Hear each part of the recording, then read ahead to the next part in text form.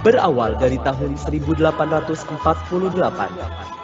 tepatnya pada bulan Februari, 4 bibit tanaman kelapa sawit dari Amsterdam dan Bourbon diintroduksi oleh D.T. Price dan ditanam di Buitenzorg Botanical Garden atau lebih dikenal dengan Kebun Raya Bogor.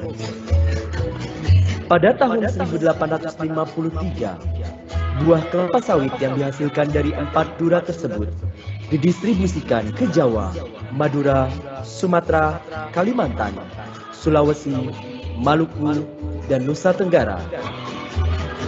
Antara tahun 1859 hingga 1864, dilakukan percobaan penanaman kelapa sawit di Banyumas dan Palembang dengan total lahan seluas 4,14 hektar.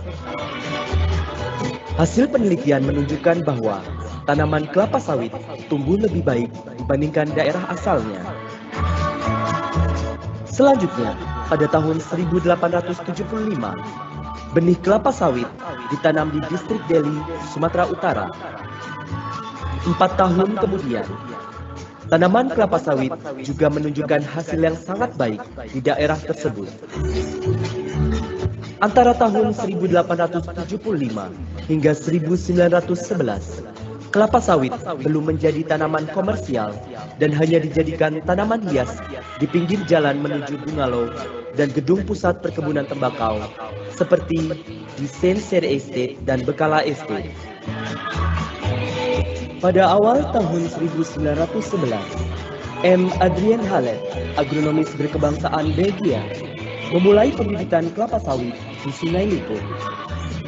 Selanjutnya pada 18 November 1911, konsesi Pulau Raja didaftarkan oleh Adrien Halet ke Société des Huiliers de Sumatra yang berlokasi di Brussels, Belgia untuk mendapatkan modal sebesar 1,4 juta franc. Akhirnya, pada tahun yang sama, dilakukan penanaman kelapa sawit di Pulau Raja Asahan dan Sungai Lipo Aceh seluas 2.630 hektar dengan bahan tanam origin Deng. Pada tahun yang sama, seorang warga negara Jerman, Keisha, menanam 2.000 bibit kelapa sawit di tanah hitam ulu. Dan pada tahun-tahun setelahnya, tanaman kelapa sawit mulai ditanam secara komersial di distrik-distrik sekitarnya.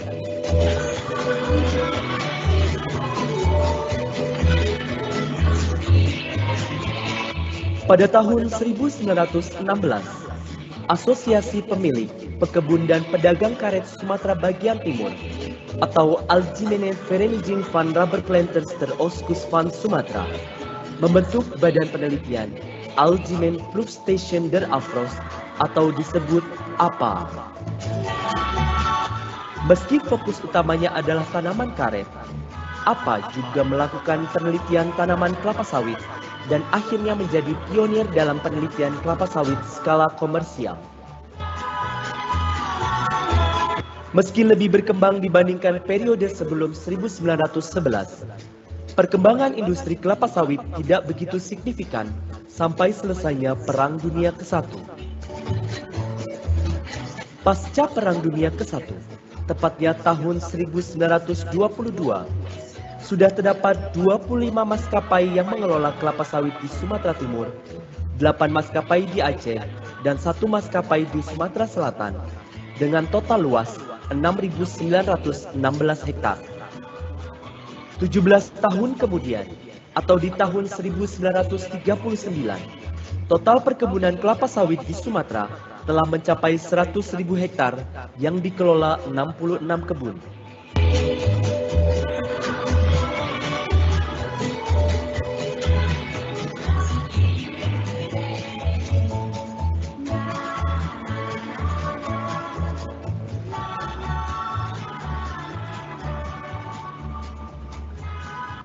Sayangnya, perkembangan industri kelapa sawit kembali melambat saat penjajahan Jepang pada tahun 1942 hingga 1945. Areal perkebunan kelapa sawit banyak yang rusak dan dikonversi menjadi tanaman lain. Berakhirnya penjajahan Jepang ditandai dengan lahirnya bangsa Indonesia. Proklamasi kami, bangsa Indonesia, dengan ini menyatakan kemerdekaan Indonesia. Hal-hal yang mengenai pemindahan kekuasaan dan lain-lain diselenggarakan dengan cara saksama dan dalam tempo yang sesingkat-singkatnya. Jakarta, 17 Agustus 1945, atas nama bangsa Indonesia, Soekarno Hatta.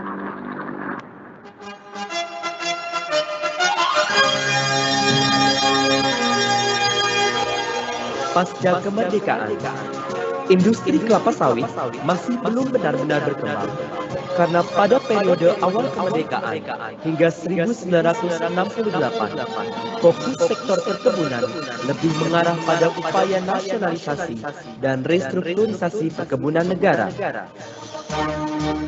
Industri kelapa sawit Indonesia mulai berkembang setelah tahun 1968, tepatnya pada masa pembangunan 5 tahun pertama atau dikenal dengan Pelita 1 di tahun 1968, ditandai dengan pembukaan areal kelapa sawit di luar wilayah tradisional di Sumatera Utara dan Aceh menuju provinsi lain di Sumatera. Selain itu, Direktorat Jenderal Perkebunan juga menyusun kebijakan pembangunan perkebunan besar swasta nasional atau PBSN pada tahun 1977 hingga 1989, serta mulai melakukan pembangunan perkebunan kelapa sawit rakyat dengan pola perkebunan inti rakyat atau PIR, meliputi PIR BUM, PIR Trans, dan PIR KKPA. Sejak 1968 hingga sekarang, industri kelapa sawit terus berkembang dengan pesat dan bahkan luas areal perkebunan kelapa sawit telah mencapai hampir 12 juta hektar, di mana 0,8 juta hektar dikelola oleh perkebunan negara, 6 juta hektar dikelola perkebunan swasta, dan 4,6 juta hektar dikelola oleh petani. Kini, sudah 106 tahun berlalu sejak penanaman kelapa sawit komersial pertama. Kelapa sawit telah menjadi bagian penting bagi masyarakat Indonesia, bahkan dunia. Tanaman ini menjadi sumber minyak nabati utama dunia dengan berbagai macam produk turunan yang bermanfaat bagi seluruh sendi kehidupan. Bahkan sekarang ini, kelapa sawit menjadi sumber devisa terbesar bagi Indonesia. Dengan semua perjalanan panjang yang dilaluinya dan semua manfaat yang diberikannya, sudah selayaknya kita ucapkan Selamat Hari Sawit Indonesia. Maju sawitku, lestari alamku, sejahtera bangsaku. Menghijau kebun sawit di bumi pertiwi.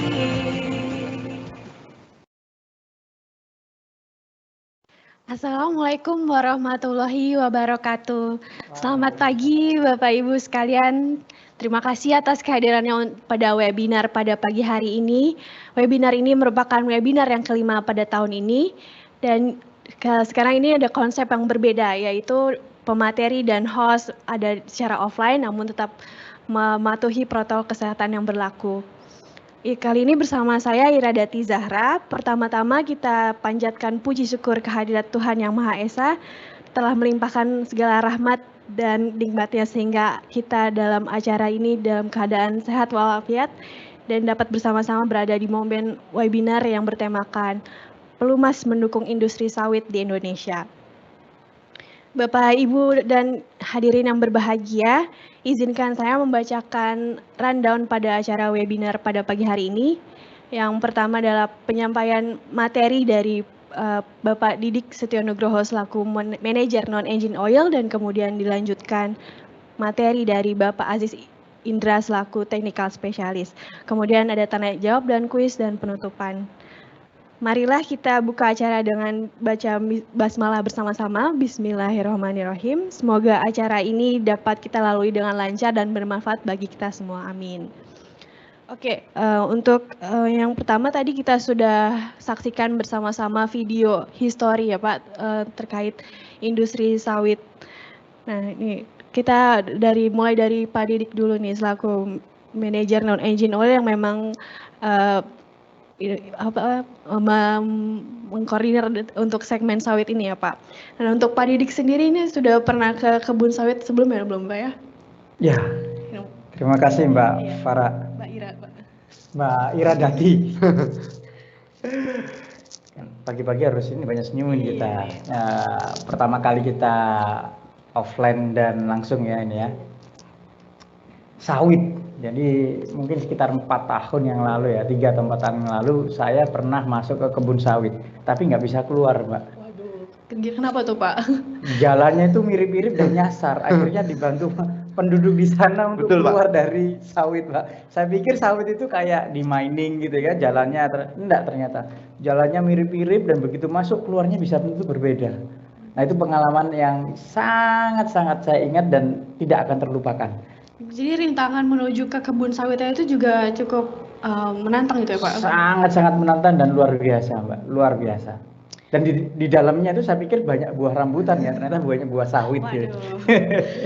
Oke nih, kita jadi nggak sabar nih untuk mendengarkan materi pemaparan dari Pak Didik nih. Jadi sedikit pantun dari saya ya. Industri sawit pakai Pertamina Lubrikan. Nah. Kepada Pak Didik kami persilahkan. Silakan Pak Didik. Terima kasih. Wah, belum punya pantun. Apa tadi pantun? Cek.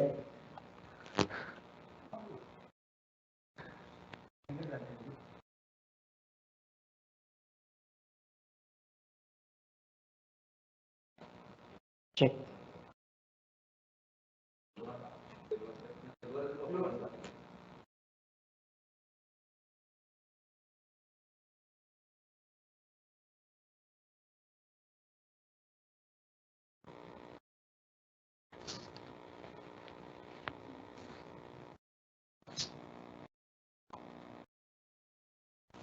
Cek. Ya, terima kasih. Assalamualaikum warahmatullahi wabarakatuh. Waduh, ada pantunnya, bingung ini saya balas pantunnya ini. Nanti saya pikirkan. Selamat pagi Bapak-Bapak Ibu sekalian. Alhamdulillah kita diberikan kesempatan untuk acara webinar kali ini dan memang pertama kali kita offline. Jadi mohon maaf jika agak canggung kan. Seringkali kita melakukan webinar secara online. Jadi pertama kali kita untuk secara offline. Nah, perkenalkan nama saya Didik Setionugroho, kebetulan di Pertamina Lubrikan sebagai sales untuk di segmen agro. Jadi kali ini kami mencoba untuk mengangkat industri kelapa sawit yang merupakan salah satu industri yang sangat luar biasa memberikan kontribusi pada negara dan bangsa ini. Nah, kalau lihat di gambar ini ya, ini saya pikir dulu tuh buah rambutan itu kalau dari jauh, ternyata begitu dideketin adalah kelapa sawit. Jadi kalau dibilang ini adalah biji yang kalau dilihat wah kok sulit sekali dan aneh gitu ya, tapi ini ternyata memiliki nilai bisnis yang sangat luar biasa dan manfaat. Ternyata sawit ini memberikan manfaat sangat luar biasa bagi kehidupan kita. Next. Nah, kalau tadi di video di awal kita melihat bahwa sawit itu bisa dikatakan menjadi dipilah-pilah ya. Jadi untuk industri makanan itu bisa memberikan kontribusi, obat-obatan, suplemen, lubrikan, sampai fiber. Ternyata sawit ini bisa memberi ke arah sana, bisa diproduksi dan mendukung industri di sana. Dan ternyata yang sangat luar biasa, 24 jam hidup kita itu ternyata nggak jauh dari hasil turunan dari sawit. Bukan langsung sawit yang kita pakai gitu kan. Saya dulu bayangin, oh ternyata sawit yang kita pakai ternyata ketika dia diolah dan menjadi produk-produk turunan, dari kita bangun pagi, mandi pakai sabun, terus habis itu kita melakukan aktivitas kerja, aktivitas sekolah dan sebagainya, dari pagi sampai kita mau tidur, dari makan pagi, makan siang, jajan, es krim bersama pacar, mungkin nongkrong di kafe dan sebagainya, sampai malamnya pakai masker supaya terlihat kinclong gitu kan. Ternyata semuanya berhubungan dengan sawit. Bisa dikatakan kita dalam aktivitas keseharian tidak terlepas dari hasil turunan dari sawit. Jadi kami terima kasih kepada para pejuang sawit ya. Alhamdulillah hari ini juga hadir beberapa dari perusahaan sawit. Ini merupakan sesuatu kontribusi yang sangat luar biasa dan kami mengucapkan terima kasih. Next, Mas. Nah, luar biasanya ini Bapak Ibu sekalian, di luar dugaan, ini coba saya tutup ya. Saya pikir ini dunia. Oh, ada di Meksiko, ada di Brasil dan sebagainya. Ternyata informasi tahun 2014. Nah, luar biasanya tuh Indonesia ini. Indonesia ini merupakan kontribusi luas areal tanam sawit di 43 negara produsen itu hijau sendiri gitu, gede. Artinya apa? Indonesia ini memberikan sesuatu manfaat yang sangat luar biasa terhadap kehidupan seluruh dunia. Dan sawit ini merupakan sesuatu yang sangat-sangat luar biasa. Next, Mas. Nah, di sini bisa terlihat Bapak Ibu sekalian, posisi Indonesia itu ada di mana sih? Dalam produksi CPO sendiri, Indonesia ini merupakan negara yang bukan main, bukan negara yang tidak memberikan kontribusi terhadap kehidupan manusia dan dunia, tetapi Indonesia ini memberikan sesuatu yang sangat luar biasa dan signifikansi terhadap sawit di dunia ini sangat memberikan kontribusi yang sangat luar biasa. Dan ini merupakan kebanggaan buat kita semua, ternyata Indonesia ini bisa menghasilkan sesuatu yang sangat luar biasa untuk kehidupan baik bagi negaranya sendiri dan juga bangsa-bangsa yang ada di dunia. Next, Mas. Dan kami ucapkan terima kasih buat rekan-rekan yang ada di sawit. Nah ini yang kalau tadi pertama kali ditanam itu ada di Sumatera, dan ternyata saat ini Indonesia sudah memiliki lahan dari Sabang sampai Merauke. Sudah ditanamin sawit, sudah dalam proses pengembangan. Ya memang saat ini yang terbesar itu ada di wilayah Sumatera ya, tetapi pelan berkembang dan memprediksi ke depan, banyak perusahaan-perusahaan yang ada di Indonesia sudah mengembangkan lahan-lahannya untuk ditanam dan diproduksi secara ekonomis. Next. Nah ini beberapa customer yang pernah dan juga sampai saat ini menggunakan produk kita, mohon maaf. Dan kita juga turut berbangga bahwa kelapa sawit ini merupakan salah satu industri yang memberikan kontribusi terhadap negara, devisa, itu sangat luar biasa nilainya. Dan di sini terlihat beberapa perusahaan yang semoga saja hadir di forum ini, ada dari Sinarmas, Astra Agro, pemain-pemain besar, dan juga beberapa plantation yang memberikan kontribusi yang sangat luar biasa. Insya Allah kita bisa memberikan kontribusi terhadap perusahaan-perusahaan itu dalam sisi kepelumasan. Nah, pagi ini kita akan bicara pelumas itu di mana sih sisi bisnisnya, sisi supportnya di sawit. Kami merasa bahwa apa yang kami lakukan ini sangat memberikan manfaat yang sangat luar biasa. Meskipun yang berjualan, yang memberikan manfaat rekan-rekan yang ada di sawit, tetapi proses untuk mendapatkan memanen dan memproses itu pelumas memberikan kontribusi terhadap proses yang ada di sawit. Ya, next Mas. Nah ini Bapak-Ibu sekalian, alhamdulillah kami dipercaya dari 10 besar perusahaan sawit yang tadi ditampilkan itu hampir 80% sudah menggunakan produk kita, dari land clearing sampai penanaman, sampai panen, sampai pengolahan. Insya Allah produk-produk Pertamina Lubrikan sudah memberikan kontribusi sangat luar biasa. Kami ucapkan terima kasih diberikan kesempatan untuk mensukseskan dan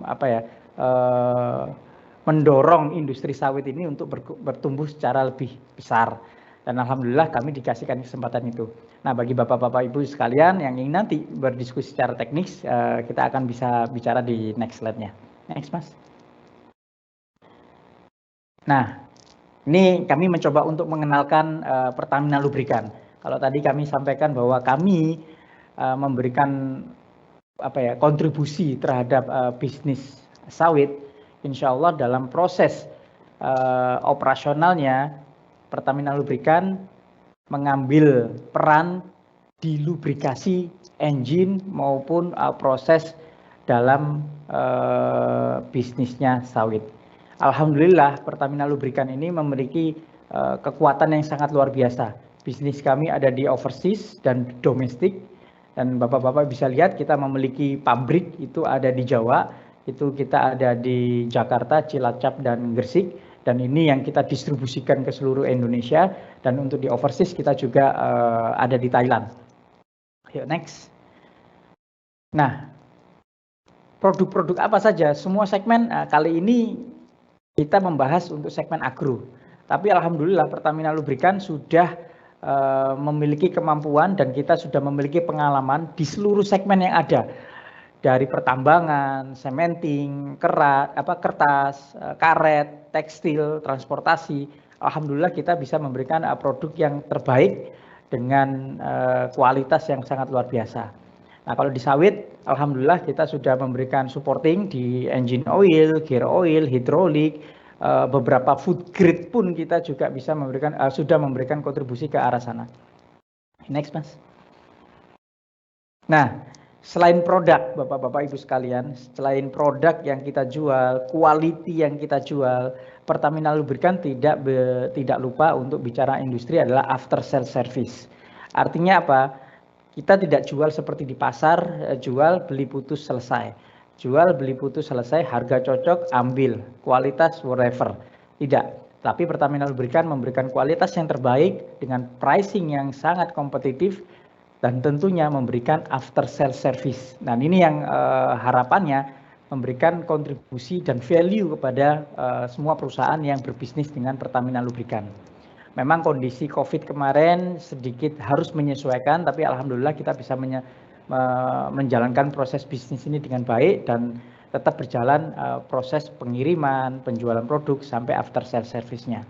Nah, ini insya Allah saya juga mau promosi nih Mbak Iradati. Kita tahun 2019 itu ada peresmian groundbreaking Lubricant Technology Center.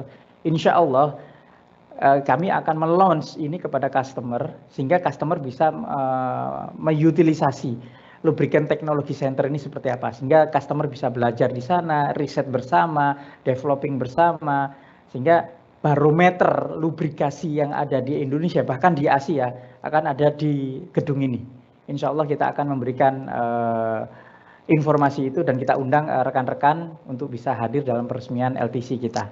Ya, next. Nah, ini ada aktivitasnya ILMA. Kita di sini ada Integrated Lubricant Management Academy, artinya ada suatu proses pembelajaran.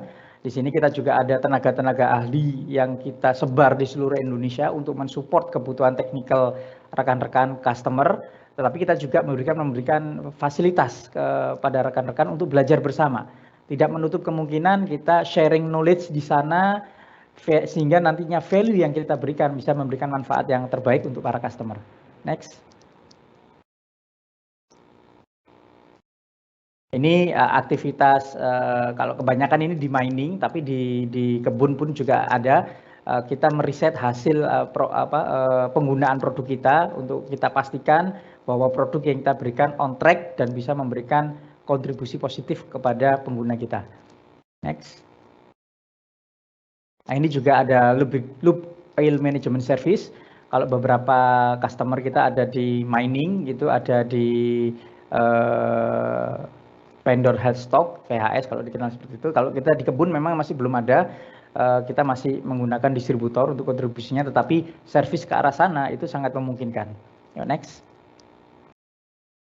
Nah, ini yang kemarin kita juga udah lakukan, yang sering kita lakukan ke rekan-rekan di kebun ya terutama. Itu kita yang tadi saya sampaikan sharing knowledge, artinya kita bisa saling bertukar informasi, perkembangan sawit seperti apa, teknologi pelumasan seperti apa, kita change yang awalnya mereka menggunakan S40, kita edukasi dan kita sharing manfaat penggunaan SC sehingga bisa memberikan value yang terbaik buat customer. Kita juga kemarin karena kondisi COVID kita jalankan hybrid. Nah, harapannya di tahun 2022 ini kondisi COVID sudah dalam kondisi terkendali, tidak seperti 2 tahun yang lalu. Semoga kita bisa saling menambahkan ilmu. Mungkin bertatap muka tidak bisa, kita bisa melakukan secara hybrid. Ya, next, Mas. Ini merupakan salah satu fasilitas yang kita berikan kepada customer. Nah, ini SNI yang sudah kita dapatkan dan komitmen kita dari awal tahun 2009 hingga saat ini ya. Ini saya ngupdate-nya tahun 2019. Kita berproses, artinya kita sangat komit bahwa produk yang kita jual memenuhi standar nasional yang diberikan oleh regulator. Next.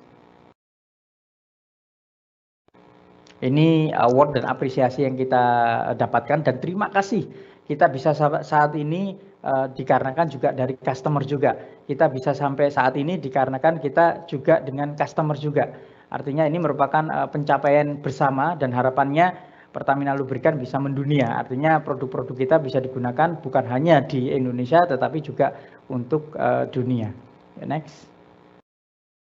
Nah, demikian informasi singkat dari kami tentang Pertamina Lubricants, dan harapan terbesar adalah kita bisa berdiskusi ke depan seperti apa, dan kami meyakini dan kami juga berharap kemajuan industri sawit di Indonesia, Pertamina Lubricants bisa memberikan value dan andil di sana.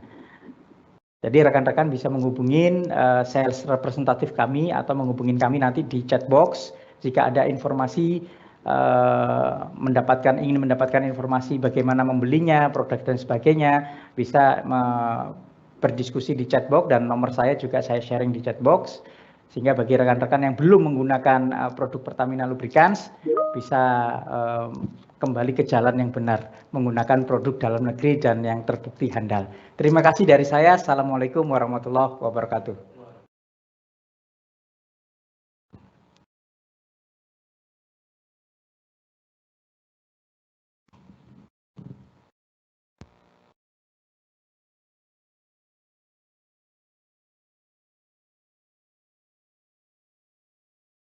Iya, menarik sekali ya materi dari Pak Didik ini. Jadi tadi Bapak sudah menjelaskan potensi industri sawit Indonesia dan juga bagaimana Pertamina Lubricants mendukung untuk terhadap industri sawit tersebut ya Pak. Ini boleh tanya sedikit kalau ada pertanyaan dari chatbox dari Panitia, apa ada ya pertanyaan dari peserta? Belum.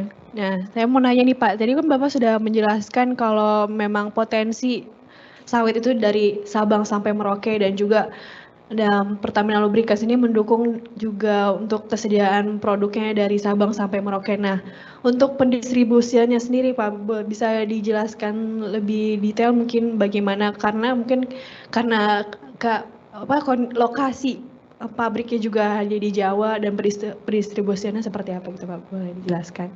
Oh ya, terima kasih Mbak Iradati. Jadi alhamdulillah kita bekerja sama dengan industri sawit ini lebih dari 10 tahun lebih ya, dan beberapa customer besar seperti Wilmar, Astra Agrolestari, Minama, Simas, Gamma Plantation, THIP dan sebagainya, itu sudah bekerja sama dengan kita. Dan alhamdulillah mereka yang menantang di industri sawit itu kebunnya itu tersebar. Kalau tadi di materi saya itu kan ada dari Sabang sampai Merauke ya. Di Sumatera aja berapa hektar, tempatnya terpisah-pisah dan sebagainya gitu kan. Nah, kita PT Pertamina Lubricants ini memiliki 7 region. Kita bagi 7 region, Pak. Ada region 1 itu ada di Medan, region 2 di Palembang, region 3, region 4, region 5, 6 dan 7. Ada di Kalimantan, Sulawesi, Papua. Di masing-masing kota pun kita juga memiliki distributor, Mbak. Distributor yang menghandling produk kita untuk ke customer.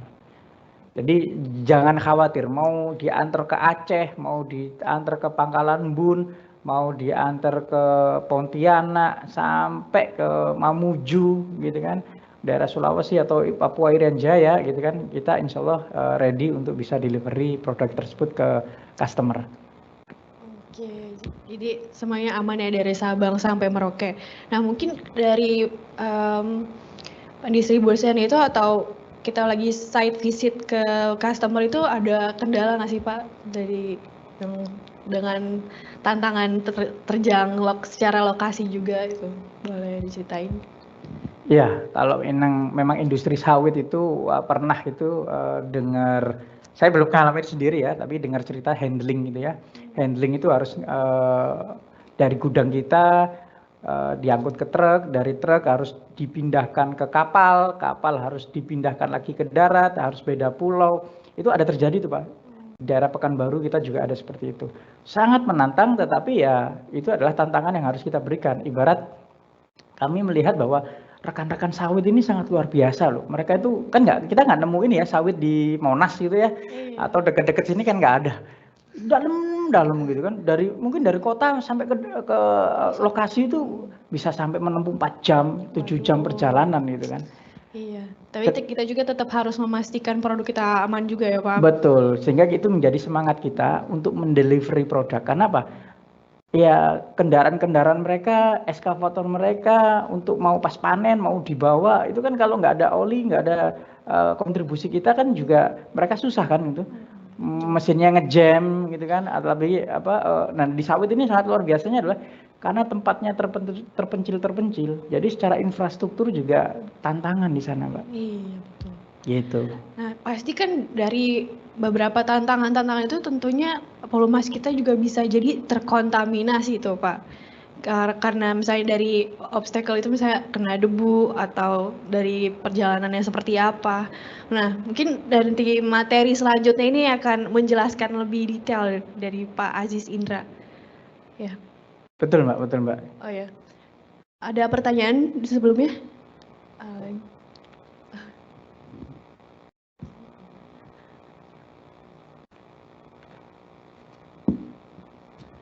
Layarnya mati. Untuk pertanyaannya ada dari chatbox ya. Oh ya. Tapi kita mau ke materi selanjutnya atau? Nah, ini yang tadi menarik ya, kontaminasi. Ya. Saya itu pernah datang ke salah satu kebun gitu kan. Sebenarnya tujuannya saya ke tempat mining di daerah Kalimantan. Tapi ternyata di sana juga ngelewatin kebun gitu kan. Untungnya kebunnya jalannya mudah diingat gitu ya, karena ada bikin patokannya gitu kan.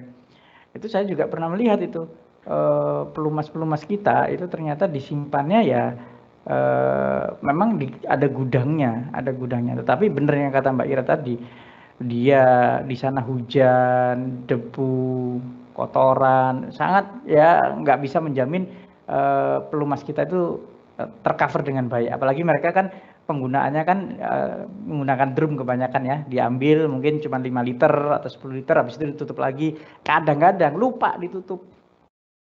Lupa ditutup. Nah itu menarik gitu, karena memang pernah kita temukan beberapa kasus di lapangan, ya nanti kita akan bahas lebih lanjut. Iya nih. Baik Bapak Ibu sekalian, kita akan masuk ke materi kedua, yaitu untuk materi kedua dibawakan oleh Bapak Aziz Indra selaku technical specialist yang akan membahas kontaminasi lubrikan di sawit. Sebelumnya terima kasih Pak Didik atas materinya yang sudah dijelaskan. Nanti kita akan bertemu lagi di tanya jawab ya. Terima kasih. Silakan untuk Pak Aziz, kami persilahkan.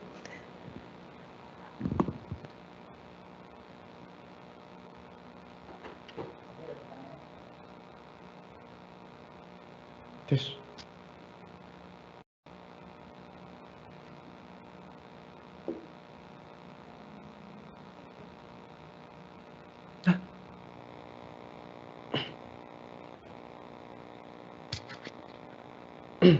Baik, terima kasih. Assalamualaikum warahmatullahi wabarakatuh. Selamat pagi untuk rekan-rekan semua peserta webinar kali ini di webinar Pertamina Lubrikan, pelumas mendukung industri sawit di Indonesia. Nah, Tadi sudah disampaikan oleh Pak Didik Setionogroho bagaimana pelumas Pertamina ini bisa mendukung berkontribusi ya terhadap industri sawit yang ada di Indonesia. Nah, kami di sini sebagai fungsi technical spesialis mencoba untuk memberikan atau mendeliver, menyampaikan bahwa sebaik-baiknya pelumas yang digunakan gitu ketika kita tidak bisa mengontrol kontaminasi, tentunya performa ataupun quality daripada pelumas tersebut tidak bisa tercapai dengan maksimal sesuai dengan ekspektasi yang diharapkan. Maka dari itu kami sebagai fungsi technical spesialis sebagai bagian dari after sales service yang diberikan kepada customer khususnya industri kelapa sawit yang ada di Indonesia, kami coba untuk menyampaikan materi yang berhubungan dengan lubrikan contamination control. Oke, Mas? Oke, kenapa kontaminasi? Apa itu kontaminasi? Jadi kontaminasi itu dia adalah material yang timbul atau bersumber dari luar pelumas yang mengakibatkan kerusakan di dalam pelumas itu sendiri. Bisa bentuknya ada partikel, air atau topping up pelumas yang berbeda, atau bentuknya adalah kontaminasi yang bersifat atau berbentuk chemical. Lanjut, Mas. Nah, kenapa kita harus peduli terhadap kontaminasi ini? Karena ada studi dari Vicker. Nah, Vicker ini adalah pemain atau OEM daripada hidrolik. Jadi hampir 80% yang namanya failure di hidrolik system itu bersumber dari kontaminasi. Jadi 80% yang namanya kegagalan pelumasan itu diakibatkan oleh kontaminasi. Jadi bukan dari pelumasnya. Nah, ini ada sebuah studi yang cukup menarik. Jadi bagaimana kita bisa menghandling pelumas dari mulai awal ya, dari mulai ketika pelumas itu datang, terus delivery ke site sampai digunakan, itu bagaimana kita bisa mengcover kontaminasi yang bisa timbul atau ditimbulkan dari proses-proses produksi yang terjadi. Oke, lanjut, Mas. Nah, kenapa kita fokus kepada kontaminasi? Jadi ada quotes ya dari SKF nih dan Vicker tadi. Jadi SKF ini adalah dia OEM daripada bearing ya. Jadi OEM daripada bearing. Jadi dalam kondisi operasi yang khusus, bearing itu sebetulnya dia mempunyai usia pakai atau umur yang bisa lebih panjang daripada ekspektasi atau prediksi daripada usianya itu sendiri gitu. Asal apa? Asal kontaminasi atau lapisan film yang melumasi bearing tersebut terjaga dari kontaminasi. Nah, ini ada suatu yang menarik di sini gitu kan. Jadi pembuat bearing sendiri itu bisa menstatementkan bahwa usia bearing itu bisa lebih panjang dari yang mereka buat sendiri gitu. Ketika proses pelumasan di dalam bearing tersebut bebas terhadap kontaminasi. Nah, tadi yang dari Vicker 80% kegagalan hidrolik itu disebabkan oleh kontaminasi. Jadi ini yang menarik. Jadi yang menarik adalah bagaimana kontaminasi ini berkontribusi hampir sekitar 80% terhadap yang namanya kegagalan pelumasan di dalam suatu equipment. Oke, selanjutnya, Mas. Nah, ini general secara umum ya, kontaminasi secara umum. Jadi sumber kontaminasi itu adalah partikel, soot atau dirt ya. Nah, perubahan yang terjadi di pelumas secara chemistry itu adalah pertama adalah oxidation dan additive depletion. Nah, oksidasi itu kita tahu bersama tadi reaksi yang berhubungan dengan oksigen udara gitu. Additive depletion ini ya penurunan fungsi aditif. Nah, karena kita tahu bersama bahwa pelumas itu adalah kombinasi dari base oil dan aditif. Nah, ketika aditif ini atau terkontaminasi oleh partikel, otomatis dia kinerjanya atau performanya akan menurun, terjadi additive depletion. Nah, secara fisik itu secara kimia, secara fisik viscosity efeknya salah satunya bisa dia mengental atau mengencer ya, viscosity-nya bisa naik atau bisa turun. Nah, chemical attack atau serangan terhadap mechanical surface-nya itu akan men-trigger terjadinya varnish. men-trigger terjadinya varnish, sehingga efek kepada equipment atau mesinnya adalah terjadi abrasion dan surface fatigue. Ya, artinya banyak baret-baret di situ ya, banyak baret-baret karena abrasion ini adalah nanti bersifat mengamplas kepada equipment atau peralatan-peralatan dalam industri itu sendiri. Yang selanjutnya adalah moisture atau water ya. Jadi kontaminasi itu bentuknya ada kontaminasi air juga di sini. Sama secara seperti tadi partikel soot. Secara kimia dia akan merubah terhadap oksidasi dan additive depletion. Itu secara fisik dia akan berkontribusi terhadap perubahan viscosity, emulsi dia bisa meningkat, increase viscosity jadi mengental. Chemical attack-nya serangan terhadap chemical-nya dia men-trigger kenaikan total acid number. Acid number-nya jadi pelumas sifatnya menjadi asam, dan juga setelah sifatnya asam tentu dia akan men-trigger terjadinya korosi, rust. Nah, di mesin dia berefek kepada kavitasi dan juga film strength loss, artinya lapisan filmnya akan melemah. Yang ketiga adalah glikol. Glikol ini dia bersumber dari pendingin ya, biasanya coolant, radiator coolant. Nah, dia bisa menjadi sludge di situ, tertimbun di dalam ruang bakar itu, nanti dia akan menjadi sludge ketika ada kontaminasi yang bentuknya adalah glikol atau antifreeze ini. Nah, viskositas bisa meningkat. Selanjutnya adalah deposit karbon, nanti dia akan menjadi lebih banyak di situ, deposit karbon, dan juga meningkatnya tingkat keasaman. Yang selanjutnya adalah fuel contamination. Nah, fuel contamination ini adalah dia kontaminasi yang bersumber dari bahan bakar. Nah, biasanya banyak ditemui atau dijumpai di penggunaan diesel engine oil. Ketika ada fuel yang masuk ke dalam pelumas, otomatis si fuel tersebut akan mengkontaminasi pelumas. Fuel itu bersifat bersifat asam, sehingga dia akan memberikan efek sulfur konten yang tinggi di pelumas, sehingga pelumas kembali akan menjadi tingkat keasamannya meningkat. Lower EP ya, artinya additive extreme pressure yang ada di dalam pelumas akan menurun, lower viscosity juga akan menurun, dia cenderung mengencer pelumasnya. Ketika pelumas mengencer, otomatis secara viskositas kemampuan dia untuk melumasi akan berkurang karena pelumasnya sudah dalam kondisi yang encer. Nah, yang selanjutnya adalah total acid number daripada pelumas itu akan meningkat, dibarengi dengan potensi menjadi korosi, dan juga dibarengi dengan lapisan film yang melemah.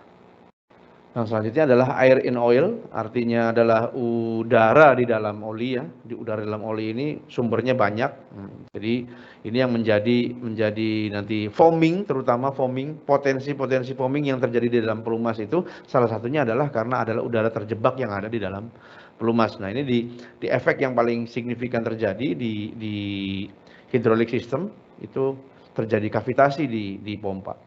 Nah, heat. Nah, ini heat itu adalah panas, Pak. Jadi Bapak-bapak, Ibu-ibu di sektor maintenance di lapangan bisa melihat bagaimana ketika pelumas itu terpapar panas yang berlebihan, otomatis dia akan terjadi thermal degradation. Nah, thermal degradation ini dia akan men-trigger terjadinya oxidation, dan juga viskositas bisa meningkat ataupun menurun, dan ini akan men-trigger terjadinya varnish dan keasaman. Jadi yang perlu ditekankan di sini adalah bahwa musuh pelumas itu ada 3, Bapak, Ibu-ibu. Jadi perlu diingat di sini musuh pelumas itu ada 3. Pertama adalah kontaminasi, yang kedua adalah udara, dan yang ketiga adalah panas. Jadi ketika pelumas itu terpapar oleh 3 kontaminasi yang seperti ini, itu otomatis fungsi daripada pelumas itu akan menurun. Jadi apapun merek pelumasnya, berapapun harga pelumasnya, ketika terpapar oleh yang namanya panas, terpapar oleh yang namanya udara atau udara yang terjebak di dalam pelumas, atau kontaminasi partikel, otomatis dia akan berkurang fungsi dan performanya. Ya, selanjutnya Mas. Nah, ini klasifikasinya tadi ada partikel, debris contamination, water contamination, dan juga varnish contamination. Sumbernya bisa jadi eksternal maupun dari internal. Oke, lanjut Mas. Nah, ini particle contamination. Jadi particle atau clearance of part of surface. Jadi dia akan mengganggu atau memberi batas daripada clearance si equipment itu sendiri. Jadi ketika ada dua benda yang saling bergerak, otomatis di antara celah dua benda yang saling bergerak itu idealnya adalah isinya pelumas. Gitu. Pelumas itu akan membentuk lapisan film yang akan memberikan sekat di antara dua benda yang saling bergerak. Nah, ketika dua benda yang saling bergerak ini dilapisi oleh pelumas, nah di dalam pelumas itu terdapat kontaminasi, Pak. Nah, kontaminasi yang bersumber dari luar yang disebut dari partikel kontaminasi. Otomatis dia akan menciptakan fenomena abrasif di dalam mesin. Nah, ketika abrasif itu kan mengamplas ya. Jadi dia secara molekular itu sebetulnya kecil ya, dia partikel-partikel dari debu yang berbentuk natrium dan silikon misalnya gitu ya, natrium dan silikon dia masuk ke dalam celah-celah di antara dua benda yang saling bergerak itu, otomatis dia akan bersifat mengamplas atau abrasif. Nah, semakin lama proses abrasif ini akan berlangsung, otomatis dia akan memberikan efek fatigue ya, memberikan efek scratch kepada equipment yang dilumasi tersebut, sehingga meningkatkan kontaminasi wear-nya. Itu wear metal menjadi meningkat. Jadi wear metal itu adalah komponen-komponen dari pembentuk equipment itu sendiri. Jadi ketika ada kontaminasi yang bersifat abrasif di situ, otomatis dia akan lama-kelamaan akan mengelupaskan atau ya menyobek-nyobek daripada partikel-partikel pembentuk dari equipment itu sendiri. Yang ketiga adalah pompa failure pump di hydraulic system tadi yang saya sampaikan di depan, itu juga salah satunya bisa menyebabkan hydraulic system ngeblok gitu, karena banyak partikel-partikel yang menutupi atau menghalangi si distribusi pelumas di dalam pompanya itu sendiri. Ya, lanjut. Nah, penyebabnya tadi kontaminasi saat pengisian pelumas. Nah, ini sebetulnya hal yang sederhana ya, Jadi penggunaan wadah, selang, corong yang kurang bersih saat mengisikan pelumas ke dalam karter, terutama di engine atau ke dalam samteng di hydraulic system atau di gear oil system ya, banyak kita temui atau jumpai di industri kelapa sawit, terutama di mill. Di mill itu kita banyak menemui hydraulic system dan juga gear oil system. Nah, bagaimana kita bisa menciptakan atmosfer maintenance yang baik dari mulai saat pengisian pelumas ini tadi gitu kan. Bagaimana kita bisa memberikan definisi yang berbeda-beda untuk masing-masing pelumas ini, atau memberikan edukasi kepada operator oilman di lapangan bahwa gear oil Pertamina ini misalnya Masri RG 320 gitu ya, terus ada hydraulic oil Pertamina Turalic itu tidak bercampur di lapangan gitu, karena ini menjadi concern juga. Jadi ketika kontainer gear oil mungkin ya berbarengan dengan kontainernya hydraulic oil, itu dia akan terjadi kontaminasi di equipment itu sendiri. Nah, yang kedua adalah filtrasi atau filter udara oli yang sudah penuh kotoran. Nah, ini pekerjaan sederhana sebetulnya dilakukan, yang bisa dilakukan oleh tim maintenance di lapangan, bagaimana secara reguler kita itu membersihkan filter udara ya, terutama di diesel engine oil gitu kan, karena kita tahu medan di kelapa sawit dalam hal ini estat ya, kebun itu sangat-sangat luar biasa kontaminasinya Pak Bu. Jadi sangat luar biasa dia dengan kondisi kerja yang berdebu gitu ya, kadang panas, kadang hujan. Nah, kita tidak menentu iklimnya di sana itu. Nah, itu otomatis akan memberikan kontribusi pengotor di dalam filter oli atau filter udara itu menjadi lebih cepat. Semakin banyak dia berkumpul di situ dalam waktu yang singkat, otomatis dia akan memberikan dampak yang kurang baik terhadap pelumas. Jadi sebaiknya pekerjaan-pekerjaan yang sederhana ini bisa ditambahkan menjadi suatu KPI di sana gitu kan, bagaimana proses untuk pengisian pelumas, bagaimana proses untuk pembersihan filter udara maupun filter oli yang sudah penuh dengan kotoran ini secara reguler. Nah, itu menjadi penyebab salah satunya adalah kontaminasi bisa masuk ke dalam pelumas. Oke, lanjut. Nah, ini efek daripada partikel kontaminasi untuk lubrikannya dan juga untuk pelumasnya. Jadi untuk lubrikan atau pelumas itu performa daripada menjadi katalis ya, artinya mempercepat terjadinya reaksi untuk terjadi degradasi pelumas. Contohnya adalah CU di sini atau yang namanya tembaga ya. Ketika CU leaching atau meluruh ke dalam pelumas, nah, otomatis dia akan men-trigger terjadinya oksidasi, memberikan efek atau reaksi buruk terhadap aditif pelumas sehingga menyebabkan performa daripada pelumas itu akan menurun. Nah, itu untuk efek daripada sisi pelumasannya. Nah, efek dari mesinnya terjadi blok, ngeblok strainer atau filter itu banyak terjadi. Jadi ketika ada partikel kontaminasi, baik itu di diesel engine, baik itu di hidrolik maupun gear oil, ya di industri sawit kan terbagi dua Pak ya. Jadi ada estat dan juga ada mill. Nah, di estat itu banyak equipmentnya itu adalah dump truck ya, ekskavator atau heavy duty, alat-alat berat, ada traktor juga di situ gitu. Nah, karena dia fokus kepada kebun dalam hal distribusi dan juga transportasi tandan buah segar atau TBS ke mill. Nah, mill ini atau PKS ya, pabrik kelapa sawit. Nah, di mill itu komponennya atau equipmentnya kebanyakan adalah ada gear ya, di situ ada thresher, ada press gitu kan, memproduksi tandan buah segar yang dihasilkan dari kebun menjadi crude palm oil. Nah, itu konsennya di mill kelapa sawit. Nah, jadi ada dua tipe equipment yang berbeda di sini antara estat dan juga mill. Nah, efek particle contamination ini akan menciptakan block system ya, artinya dia strainer atau di filter itu menjadi ngeblok. Jadi ketika filter atau strainernya ngeblok, otomatis distribusi pelumas menjadi berkurang. Nah, distribusi pelumas menjadi berkurang, otomatis volume di dalam equipment tersebut atau dalam alat-alat tersebut menjadi berkurang. Nah, ketika volumenya berkurang, otomatis fungsi daripada pelumasannya juga akan berkurang. Gitu. Oke, lanjut.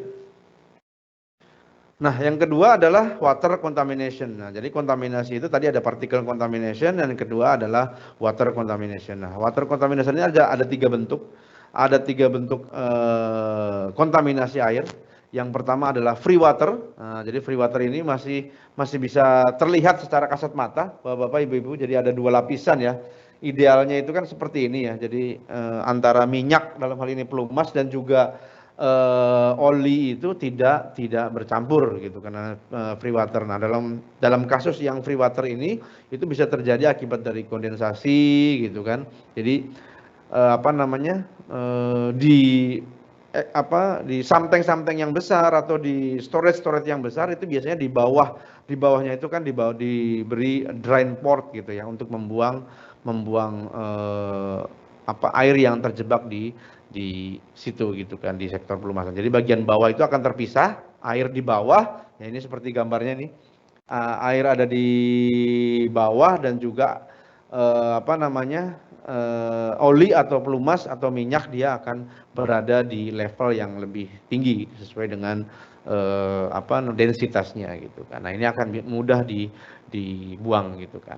Nah, yang kedua adalah dissolved water ya. Dissolved water ini air yang terbentuk gitu kan, air yang terjebak di situ dalam bentuk bintik-bintik kecil gitu Pak dia. Dalam bentuk bintik-bintik kecil yang terjebak di situ. Nah, ini tidak serta-merta bisa kita keluarkan atau kita bisa pisahkan atau separasi gitu kan. Dia tidak bisa dengan mudahnya kita bisa keluarkan dari bagian bawah karena dia banyak mengapung di permukaan pelumas gitu, di tengah, di atas maupun di pinggir-pinggir itu banyak mengapung. Nah, ini namanya adalah dissolved water. Nah, ini lebih susah untuk dipisahkan. Nah, Nah, ini harus dipisahkan dengan metode separasi ya, misalnya dipanaskan atau apa namanya, difiltrasi gitu. Nah, ini bagian daripada water contamination yang terbentuk ya. Yang terakhir, yang terberat sebetulnya adalah emulsi water. Jadi emulsi water ini ketika dissolved water tadi tidak kita perhatikan gitu, dia akan semakin menumpuk banyak, semakin menciptakan apa namanya, efek pelumas tercampur air, sehingga ketika pelumas itu teraduk atau terdistribusi, terputar gitu ya, atau termixing dengan dalam proses pelumasan, dia akan menjadi, warnanya itu berubah menjadi putih susu. Nah, ini udah menjadi putih susu seperti ini, seperti dalam gambar ya yang bisa kita lihat di sini. Dia akan lebih sulit lagi untuk dipisahkan karena dia bisa menciptakan atau memberikan efek kerusakan pada pelumas yang sangat-sangat luar biasa gitu kan. Terutama adalah tadi bisa men-trigger terjadinya sifat asam di dalam pelumas gitu kan. Terus juga mempengaruhi terhadap kekentalan pelumas, dan juga dia bisa mengkontaminasi deterjen di engine oil. Ya, selanjutnya Mas. Nah, ini sumber-sumbernya daripada pelumas water ya, di dalam pelumas tadi, kondensasi di dalam operasi mesin, seperti ketika banyak start and stop itu di kondisi seperti itu, otomatis dia akan menciptakan suatu kondisi yang menghasilkan kondensasi yang berlebih gitu. Yang kedua adalah leakage di cooling system tadi. Cooling system otomatis itu kan ada glikol juga di situ, dan itu akan menjadi sumber-sumber kontaminasi pelumas. Nah, efeknya untuk lubrikan, additive depletion, accelerate oxidation process tadi ya. Jadi kembali lagi kepada sumber kontaminasi. Jadi salah satu pengaruh kontaminasi yang terbesar itu adalah mengakselerasi terjadinya oksidasi. Nah, ketika oksidasi sudah terjadi, otomatis kerusakan pelumas itu tidak bisa dihindari. Nah, efek untuk mesinnya adalah film string loss. Nah, artinya tadi lapisan film yang terbentuk di antara lapisan dua benda yang saling bergerak itu akan berkurang. Kemampuan kekuatan dia akan berkurang, sehingga dia bisa menciptakan efek pelumasan yang minim dan mengakibatkan adanya abrasif dan kavitasi. Ya, selanjutnya. Nah, ini adalah kontaminasi udara. Nah, kontaminasi udara ini banyak terjadi di hydraulic system ya, foaming biasanya. Nah, ketika ini terjadi, otomatis ketika pelumas itu, volumenya yang jelas ya, volume pelumas itu ketika dia terisi dengan foaming, itu dia akan menjadi luber biasanya Pak. Ya, luber itu ya tumpah lah gitu kan, tumpah gitu. Dan juga dia akan menciptakan oxidative oil degradation. Nah, kembali lagi oksidasi lagi gitu kan, terjadi thermal degradasi karena yang terpompakan itu adalah anginnya biasanya atau udaranya. Nah, ini kan ketika pompa menghisap udara terus-menerus, otomatis dia menjadi panas gitu. Karena ketika men-trigger panas, nah panas ini akan terdistribusi kembali kepada pelumas, otomatis pelumas menjadi terpapar oleh panas yang terlalu tinggi. Ya, heat transfer juga dia akan terganggu gitu kan, kemampuan dia untuk melakukan transfer panas, karena salah satu fungsi pelumas itu adalah untuk mendinginkan. Jadi ketika dia terpapar panas yang berlebihan, otomatis dia tidak mampu lagi untuk melakukan fungsi pendinginannya dengan baik. Nah, yang keempat adalah oil supply juga terganggu. Jelas di sini oil supply-nya terganggu karena kontainernya atau something-nya tertutupi oleh banyak foaming di situ, sehingga otomatis dia daya sebar pelumasnya itu menjadi berkurang. Nah, yang terakhir adalah cavitation. Nah, ini yang paling banyak terjadi di hydraulic system. Jadi cavitation ini men-trigger terjadinya atau mempercepat terjadinya nanti adalah kerusakan pompa Pak. Ya, kerusakan pompa. Jadi otomatis pompa ini kan idealnya atau esensinya dia adalah mendistribusikan pelumas, sedangkan kavitasi terjadi untuk mendistribusikan atau yang dipompakan atau yang dihisap itu adalah angin atau udara. Nah, ini otomatis akan cepat merusak pompa. Ya, selanjutnya. Nah, ini adalah parnis. Parnis ini adalah kontaminasi yang sifatnya sudah sangat-sangat tinggi ya gitu ya. Jadi soft contamination. Jadi kontaminasi itu apa namanya dia yang terjadi degradasi produk daripada apa namanya ini 1 mikron, lebih dari 1 mikron, dia sangat-sangat kecil gitu kan, tapi mempunyai efek yang luar biasa. Dia bentuknya lengket gitu kan, coklat, oranye gitu. Nah, ini adalah produk-produk daripada oksidasi yang terjadi akibat dari kontaminasi baik itu particle contamination, terus tadi ada heat contamination, ada water contamination.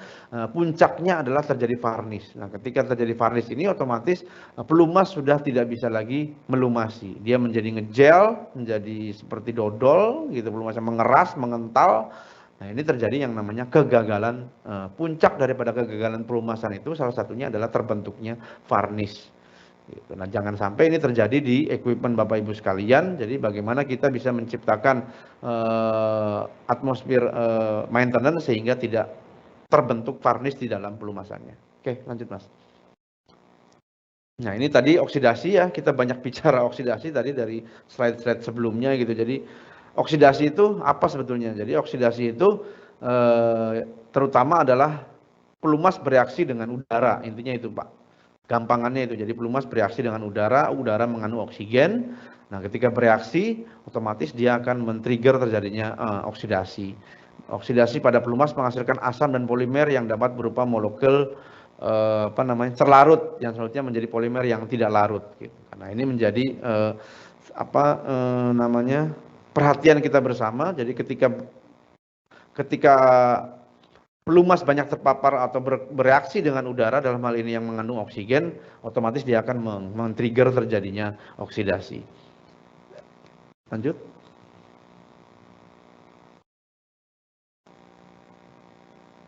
Nah, ini proses oksidasi. Di dalam proses pelumasan, oksidasi adalah degradasi dengan adanya oksigen. Jadi dia bereaksi dengan udara. Dipercepat juga oleh tadi kenaikan, salah satunya adalah kenaikan temperatur. Kedua adalah katalis seperti metal ausan. Jadi tadi yang saya sampaikan di depan.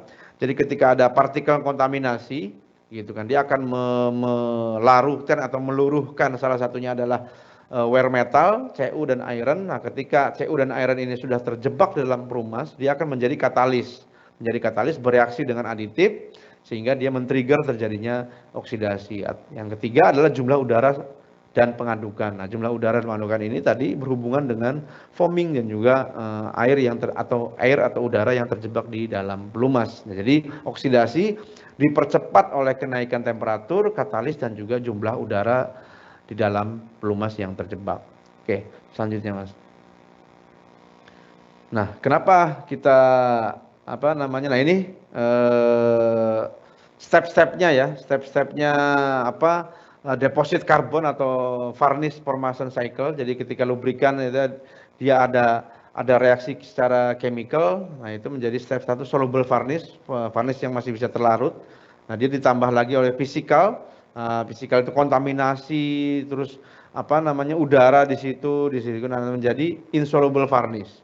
Menjadi insoluble varnish. Nah, dikena lagi dia dengan kontaminasi lagi, dengan udara lagi, dengan thermal lagi, otomatis dia menjadi varnish deposit yang sudah tidak bisa lagi dibersihkan secara manual gitu. Jadi stepnya seperti ini. Jadi ketika step 1 itu adalah soluble varnish atau varnish yang masih bisa larut, yang kedua adalah insoluble varnish, dan yang ketiga adalah stepnya adalah terbentuk atau formasi varnish deposit yang lebih keras lagi, mengerak. Gitu.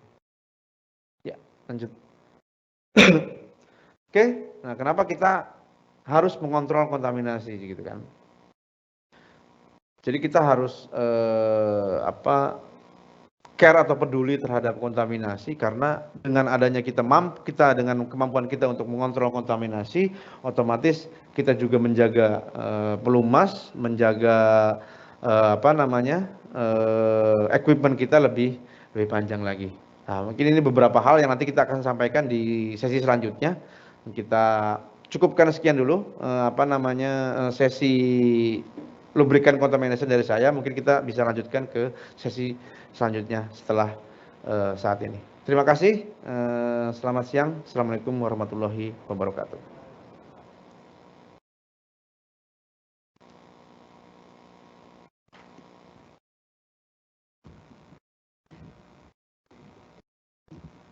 Ya nih.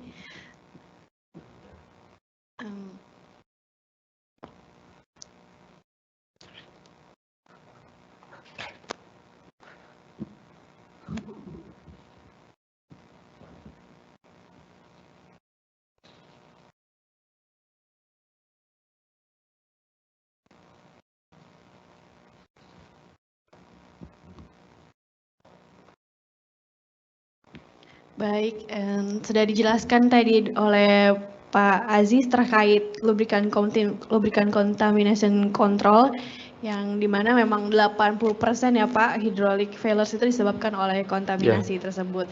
Nah, kita sudah ada beberapa pertanyaan dari peserta webinar nih. Yang pertama dari Bapak Dwi Waluyo. Izin bertanya kepada Pak Didik dan Pak Aziz, lagi ramai dan viral di salah satu media berita bahwa viral petani sawit jual 30 ton sawit ke negara tetangga yaitu Malaysia akibat harga di Indonesia jatuh. Bagaimana menurut pendapat dan tanggapan Bapak dengan berita tersebut? Rata-rata produk di Indonesia sebagian besar itu terbuat dari sawit. Apa yang harus dilakukan pemerintah, perusahaan negeri maupun swasta?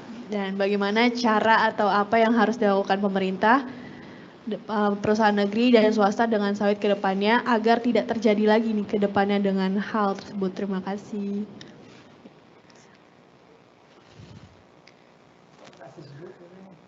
Boleh, Pak, ini rada-rada politik nih soalnya. Iya, terima kasih. Terima kasih Pak Dwi Waluyo, pertanyaannya sangat mencengangkan gitu. Ya, fenomena memang kalau kita lihat di industrial sawit itu ketika harga bagus, ketika harga kurang bagus, memang kondisi dari petani yang mensuplai, kalau di sawit itu namanya plasma itu ya memang terdampak ya. Karena memang kalau teman-teman sawit yang petani ini jual tergantung dengan PKS ya tentunya ya. Betul. Dan juga tentang regulasi daerah juga berpengaruh di sana ya, karena kan harga yang ditentukan di masing-masing daerah ya itu ya. Ya, beda-beda Pak. Dia bisa beda-beda tiap daerah gitu kan, karena sebagai pemasukannya. Dari saya sih kalau pendapat opini saya terhadap kondisi tersebut, saya yakin pemerintah ini sangat care dan sangat adil dalam membuat kebijakan, dan saya juga sangat meyakinin pihak-pihak swasta itu juga nggak tinggal diam. Nggak mungkin para petani ini ditinggalkan begitu saja sehingga mereka, mohon maaf ya, sampai nggak bisa jual sawitnya, sampai rugi. Beberapa kalau saya pernah diskusi dengan rekan-rekan yang kami suplai pelumasnya, kebetulan kemarin juga ramai perihal minyak goreng ya, juga itu. Mereka tetap akan memberikan kontribusi positif terhadap semua stakeholder dan juga terhadap semua petani yang terlibat dalam proses sawit itu sendiri, Pak. Jadi apa yang dilakukan pemerintah, kami juga, saya yakin kalau lihat dari berita-berita, pemerintah juga memikirkan hal tersebut. Kita tunggu saja nanti kebijakannya, dan saya sangat yakin sekali. Ini kan sawit ini sejak tahun 1800 ya tadi kalau melihat jadi kan sejarahnya itu ada naik turunnya lah, tetapi sampai saat ini ternyata alhamdulillah ini survive. Dan tentunya saya yakin dengan kondisi yang kita hadapi saat ini, saya yakin pemerintah juga akan membuat kebijakan yang tepat untuk para PKS juga, untuk para petaninya juga, sehingga dari produsen, dari next customer-nya, dari sampai petaninya akan mendapatkan kebijakan yang adil di sana. Mungkin saya agak gampang ya jawabnya ya, tapi setidaknya itu pemerintah kita doakan memberikan yang terbaik untuk semuanya. Terima kasih.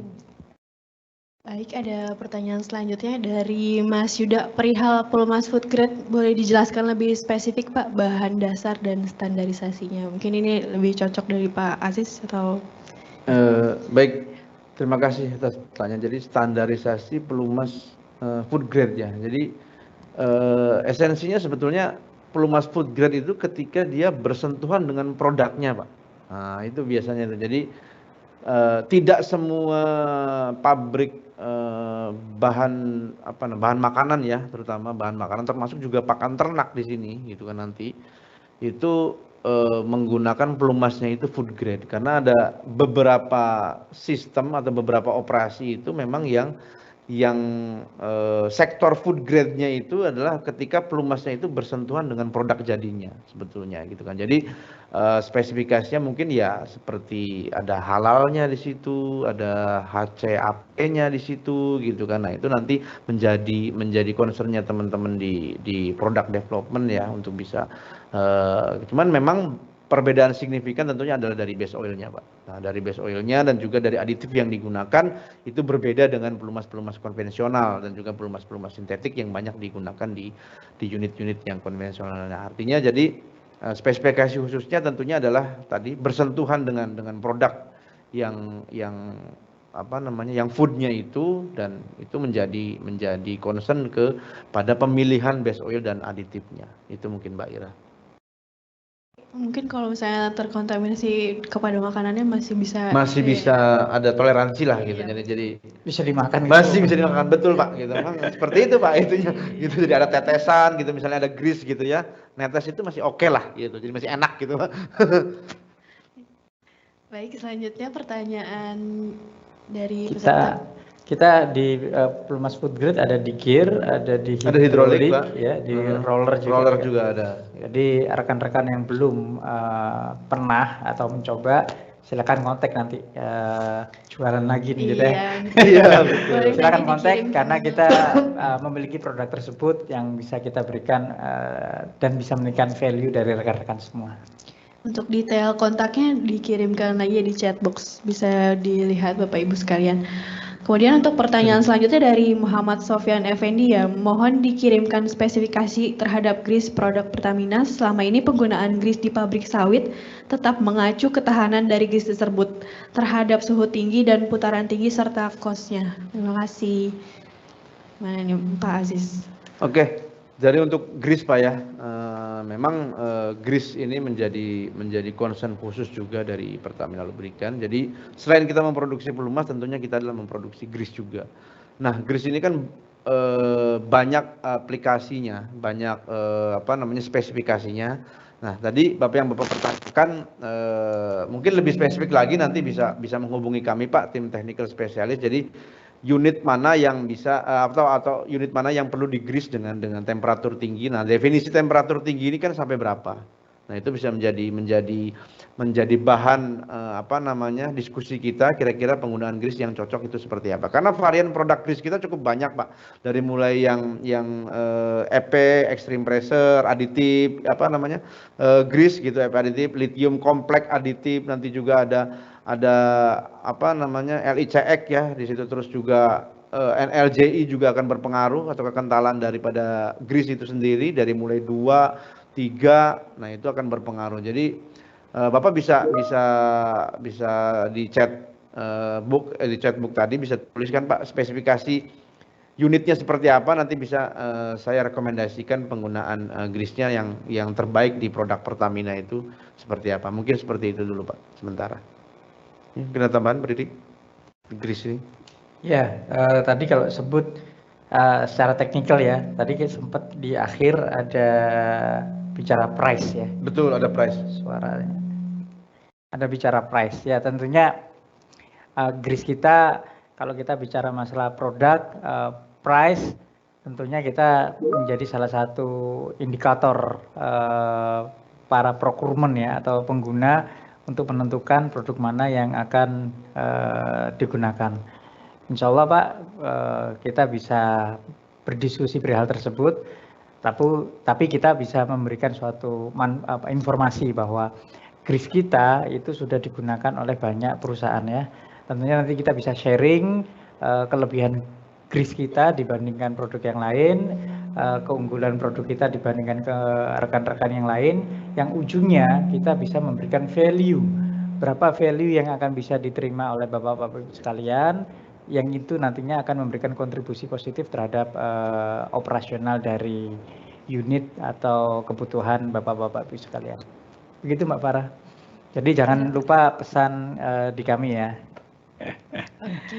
Jadi selain harga yang kompetitif juga dan pelayanan dari Pertamina Lubricants juga ada after sale service-nya itu juga ya Pak. Jadi sebuah pertimbangan terhadap cost-nya. Untuk pertanyaan selanjutnya dari peserta webinar. Ini jangan saya takut menjawab kalau ada tanya perihal harga minyak goreng ini. Ya, dari saudara Rian ya Pak, izin bertanya, beberapa oli memiliki spesifikasi masing-masing seperti Masri 320, Turalik. Pertanyaannya adalah efek apa yang ditimbulkan ketika kita salah mengaplikasikan oli tersebut atau tertukar? Pak Aziz nih. Oke, terima kasih. Tadi di apa namanya di salah satu slide saya itu kan ada wrong oil ya. Jadi memang topping up yang salah atau penggunaan pelumas yang salah. Jadi pelumas itu kan itu sudah diformulasikan sesuai dengan spesifikasi dan aplikasinya, Pak. Jadi ada pelumas engine oil tentunya dengan aditif engine oil gitu kan. Ada pelumas hidrolik tentunya dengan aditif hidrolik gitu kan. Nah, masing-masing pelumas ini tidak bisa saling menggantikan. Itu sudah rumusnya seperti itu, Pak. Tidak bisa saling menggantikan. Jadi pelumas hidrolik tidak bisa digunakan di gear, pelumas gear tidak bisa digunakan di engine karena ada komponen-komponen aditif yang bisa saling bereaksi negatif gitu kan. Seperti di gear itu ada extreme pressure aditif namanya. Nah, extreme pressure aditif itu dia komponennya itu banyak fosfor di situ. Nah, ketika itu terkontaminasi masuk ke dalam hidrolik sistem yang tidak perlu fosfor di situ, dia akan bisa merusak part-part yang terdapat di dalam hidrolik tersebut. Jadi bagaimana kita mengedukasi ya, terutama tadi di slide saya disampaikan gitu kan, istilahnya memberikan edukasi lebih kepada oilman itu Pak. Jadi misalnya Turalik itu hidrolik gitu ya, nah itu dia harus tahu dulu Pak itu gitu ya, gampangannya itu. Masri itu gear gitu. Jadi ya itu memberikan kontribusi, memberikan dan juga pelabelan gitu kan di drumnya, jangan sampai salah mengaplikasikan gitu kan. Nah, itu edukasi yang sederhana, sebetulnya sederhana dilakukan tapi memberikan impact yang luar biasa gitu kan. Nah, itu dari sisi teknik memang kami tidak bisa mentolerir sedikit pun yang namanya kesalahan penggunaan pelumas itu gitu. Jadi itu akan memberikan dampak yang sangat-sangat buruk ya untuk pelumasan gitu. Mungkin itu, Pak. Ya, mungkin ini pertanyaan terakhir ya. Izin bertanya Pak, saat ini beberapa unit mesin kami menggunakan pelumas produk lain non Pertamina. Jika kita mau mengganti semua pelumas unit mesin dengan produk Pertamina, apa yang harus kami lakukan dan apakah ada efek samping terhadap unit mesin tersebut? Terima kasih. Ini Pak Aziz nih, boleh dari segi teknis. Ini untuk pergantian ya. Ya, jika Bapak ingin mengganti semua pelumasnya menjadi produk Pertamina, ya ganti oli Pak, drain semuanya, betul Pak Didi? Ya, kita drain semuanya, kita masukkan oli Pertaminanya gitu kan. Jadi misalnya Bapak menggunakan merek X sebelumnya gitu kan, terus mau menggunakan Meditran SX 15W40 gitu kan, Bapak drain pelumas sebelumnya gitu kan, Bapak ganti pelumas Pertamina Meditran SX. Nah, di kondisi-kondisi awal pergantian pelumas ini otomatis dia akan memberikan efek deterjensi atau pembersihan yang sangat signifikan, Pak. Nah, di diesel engine ya, terutama saya bicara di diesel engine. Jadi mungkin ekspektasi yang diharapkan dari cycle pertama untuk pergantian pelumas ke Pertamina Lubricants ini belum bisa memberikan efek yang terlalu signifikan. Karena apa? Karena dalam proses cycle yang pertama itu dia lebih kepada membersihkan. Karena pelumas Pertamina Meditran SX 15W40 ini punya daya deterjensi yang baik gitu, sehingga dia akan bisa membersihkan deposit karbon yang mungkin terbentuk dari penggunaan pelumas sebelumnya. Nah, jadi efek pertama itu adalah seperti itu. Jadi nanti olinya akan menjadi lebih hitam gitu ya. Olinya akan menjadi lebih kental. Nah, itu bagian daripada efek yang ditimbulkan ketika pertama kali menggunakan pelumas Pertamina Mediterranean SX 15W40. Nah, untuk selanjutnya baru akan didapatkan drain interval yang bisa lebih lama sesuai dengan ekspektasi yang diharapkan. Tentunya harus dibarengi dengan tadi contamination control dan juga oil condition monitoring yang baik. Mungkin seperti itu, Mbak. Ada yang terakhir nih, Pak. Pertanyaannya cukup sederhana. Terlepas dari pelayanan dan after sale service, bagaimana keunggulan Pertamina Lubricants dibanding pelumas lain secara formulasi produk? Oke. Gimana nih Pak Didi? Ya. Formulasi nih. Tadi ada beberapa sekalian saya nambahin ya, perihal saya jadi keinget tadi ada rekan bahwa Pak, saya di sawit ini waktu itu dikontak, sebenarnya bukan sawit, rekan di mining gitu kan, stok olinya habis, mismanagement lah mereka, sehingga stok olinya habis. Mereka kontak kita, telat order ke kita. Kita kan juga nggak bisa seperti simsalabim langsung oli 1 drum datang di depan muka gitu kan, nggak bisa juga, ada proses. Sehingga apa yang dilakukan pada saat itu, kita pernah mendowngrade, tapi ini bukan suatu saran ya, namanya saja sekedar sharing bahwa ada beberapa kondisi kita mendowngrade oli yang biasa digunakan. Kalau biasanya dia pakai SX, kita pakai S40 gitu kan, tapi sejenis gitu kan, untuk menggunakan engine oil. Hilang ya, itu sejenis menggunakan engine oil. Hanya saja yang menjadi tantangannya adalah yang biasanya bisa sampai sebulan itu baru diganti, ini harus lebih cepat digantinya. Dimatiin aja dulu. Nah, itu harus lebih cepat digantinya gitu kan. Itu pernah terjadi di beberapa perkara. Insight-nya adalah bahwa gunakan pelumas yang memang sesuai untuk peruntukannya, itu yang terpenting. Dan kami akan support hal tersebut, sharing knowledge dan sebagainya. Itu menjadi bagian yang bisa kita berikan. Terus yang tadi ada pertanyaan bicara formulasi, apa pembedanya dengan merek lain Pak ya. Kalau kita bicara masalah pelumas, mungkin kalau bicara merek A, B, C dan Pertamina semuanya memiliki formula yang berbeda-beda. Tentunya semuanya juga memiliki kelebihan yang berbeda-beda. Yang menjadi catatan adalah kebutuhan yang dibutuhkan engine tersebut seperti apa. Ibarat apa ya? Saya membayangkan kayak waktu dulu saya pernah dari senior, ibarat gini di main bola itu ya. Pakai jas boleh nggak? Bagus nggak pakai jas? Jas harganya puluhan juta gitu kan? Bisa nggak? Dibandingkan dengan anak kampung yang cuma pakai kaos sama sandal, tapi mereka main bola dan ahli main bola gitu kan. Itu seperti apa? Ya, kurang lebih sama seperti pelumas. Artinya apa? Pelumas mahal pun bisa digunakan, tetapi pelumas yang sesuai kebutuhan bisa digunakan. Artinya ketika kita diskusi dengan rekan-rekan, pelumas mana yang cocok untuk kebutuhannya, itu yang terpenting. Kita nggak perlu mencari pelumas yang high spec gitu kan. Ibarat ini ya, mohon maaf kalau tadi kita bicara food grade itu ya, ternyata buat ngelumasin apa, ini sepeda motor saya gear oilnya atau ini ya terlalu mahal kita pakai food grade gitu kan, nggak sesuai peruntukannya. Terlalu mewah jadinya. Terlalu mewah gitu kan. Jadi dari pertanyaan tadi adalah yang sesuai kebutuhan itu yang tepat. Jadi formulasi seperti apa, dan insya Allah PT Pertamina Lubrikan ini memiliki produk dengan formulasi yang tepat untuk sesuai kebutuhan yang dibutuhkan oleh rekan-rekan sekalian.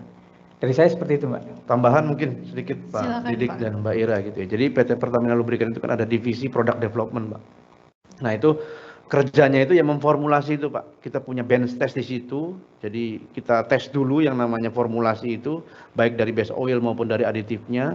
Terus kita ada engine test di situ. Engine test juga jadi di running dulu di engine yang sebenarnya, misalnya di diesel engine oil ya kita di running di mesin truknya gitu ya, di gear oil kita di gearnya gitu. Nah itu bisa menjadi parameter tolak ukur bagaimana produk-produk yang dihasilkan itu bisa sesuai dengan market yang dibutuhkan. Nah, ke depan kita juga punya, tadi yang disampaikan Pak Didik, kita punya Lubrikan Technology Center. Nah, nanti mungkin Bapak-Bapak bisa dilihat juga di situ Pak, bagaimana cara memformulasi pelumas, gitu ya, cara mendevelopment pelumas itu dari dari bahan baku menjadi produk jadi dan sesuai dengan aplikasi yang ada di tempat Bapak sekalian bisa disaksikan sama-sama di LTC itu nanti mungkin gitu. Mungkin itu ya, insya Allah. Ya, baik, mungkin sudah cukup untuk tanya jawabnya, dan ini sesi terakhir untuk webinar pada pagi hari ini. Menarik sekali ya untuk materi dari Pak Didik yang sudah menjelaskan potensi sawit di Indonesia dan juga Pertamina Lubricants yang mendukung untuk di industri sawit tersebut, dan juga Pak Aziz sudah menjelaskan beberapa lubricant contamination controlnya dan juga saran bagaimana untuk mencegah kontaminasi tersebut seperti itu. Nah, untuk Bapak Ibu sekalian, di akhir sesi ini ada kuis, boleh di-share Mas untuk slide kuisnya itu. Jadi tadi yang sudah dijelaskan, mungkin ada pertanyaan di kuis dan akan ada hadiah menarik untuk peserta yang bisa menjawab dengan cepat dan benar. Seperti itu. Baik, Bapak Ibu sekalian, kita akan akhiri webinar ini, tapi sebelumnya saya ada pantun dulu nih Pak. Waduh, cakep. Ya nih, ke puncak kita menari, ke pantai kita tertawa nih. Cakep gak? Cakep. Demikian sharing dari kami, semoga bermanfaat untuk kita semua. Terima kasih. Terima kasih. Ya, Sampai jumpa. Wassalamualaikum warahmatullahi wabarakatuh. Waalaikumsalam warahmatullahi wabarakatuh. Thank you. Terima kasih Pak Dedi, Mbak Ira. Sawit.